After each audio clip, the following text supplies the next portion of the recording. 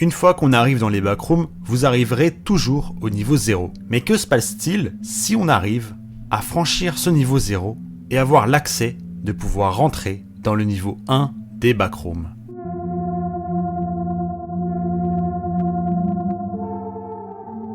Le niveau 1 est un grand entrepôt tentaculaire doté de sols et de murs en béton, de barres d'armature exposées et d'un brouillard bas sans source discernable.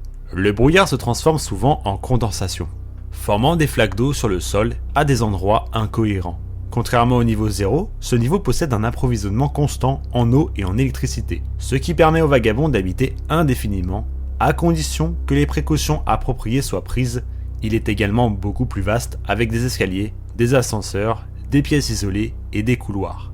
Des caisses de ravitaillement apparaissent et disparaissent aléatoirement dans le niveau, contenant souvent un mélange d'objets vitaux. Donc par exemple dedans de la nourriture, de l'eau d'amande, des batteries, des bâches, des armes, des vêtements, fournitures médicales et autres. Mais vous pourrez aussi trouver des objets totalement absurdes.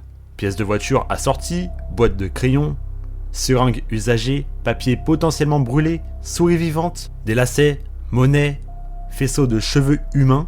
Les caisses doivent être approchées avec prudence en raison de leur contenu. Mais elles constituent une ressource précieuse. De plus, des peintures et des dessins grossiers sans origine ni signification apparente apparaissent sur les murs et les sols. Ils sont connus pour changer d'apparence et disparaître lorsqu'ils ne sont pas dans une ligne de vue directe ou lorsqu'ils ne sont pas éclairés. Les lumières du niveau 1 ont tendance à scintiller et à tomber en panne à des intervalles incohérents. Lorsque cela se produit, les approvisionnements sont susceptibles de disparaître inexplicablement, et des entités hostiles peuvent apparaître de manière inattendue.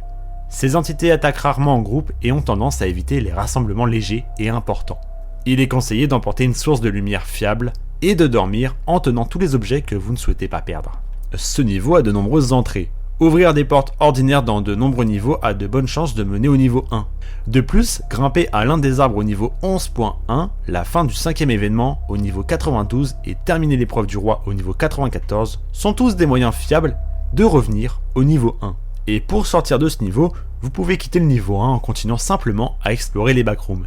Errer dans un couloir prolongé mène souvent au niveau 2. Trouver des trous dans le mur vous mènera au niveau 19. Là où le plafond a des peintures dessus, eh bien traversez le mur et cela devrait vous ramener à la fête.